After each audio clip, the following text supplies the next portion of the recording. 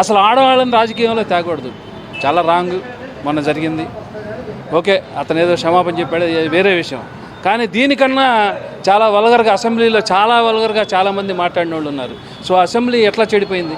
ఇంతకుముందు ప్రీవియస్గా మనకి శాసనసభ మా అసెంబ్లీ ఇవన్నీ మనకు చూపించేవాళ్ళ పాతకాలంలో అసలు ఏం జరిగిందో కూడా తెలియదు, చాలా చక్కగా ఉండేది. ఆ గౌరవాలు అవన్నీ మొత్తం ఈ రోజుల్లో మంట కలిసిపోయినాయి. ఎవరికి వాళ్ళు పర్సనల్గా తిట్టుకోవటం, ఓ రాజకీయంగా తిట్టుకోవటం వేరు, పర్సనల్గా ఇప్పుడు రాకూడదు. సో ఏ రాజకీయవేత్తలైనా అందరూ కూడా సంపాదించుకోవటం, ప్రజలకు సేవ చేద్దాం అనేది పాతకాలంలో ఉంది. కానీ ఇప్పుడు మాత్రం ఎవరికి ప్రజలకు సేవ చేద్దామని మాత్రం, ఎందుకంటే మన ప్రజల్లో కూడా తప్పు ఉంది. ఈరోజు ఒక్కొక్క ఎమ్మెల్యే 80 కోట్లు 70 కోట్లు పెట్టి గెలుస్తున్నాడంటే ఎక్కడి నుంచి మళ్ళీ రేపు ఈ 5 సంవత్సరాల్లో మళ్ళీ తీసుకోవాలిగా. సో ప్రజలు డబ్బులు తీసుకోవటం మానేస్తే వాళ్ళు కూడా సేవ చేస్తారు.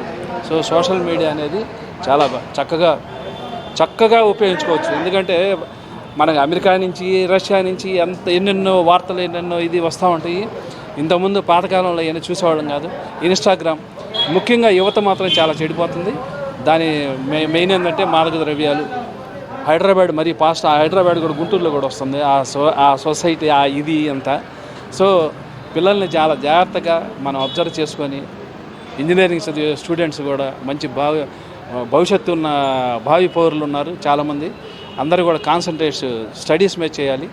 అంతేగాని ఈ గంజాయి మత్తు పదార్థాలు ఇవన్నీ చాలా ఇచ్చేయాలని చెప్పేసి నా కోరిక. Okay, thank you madam.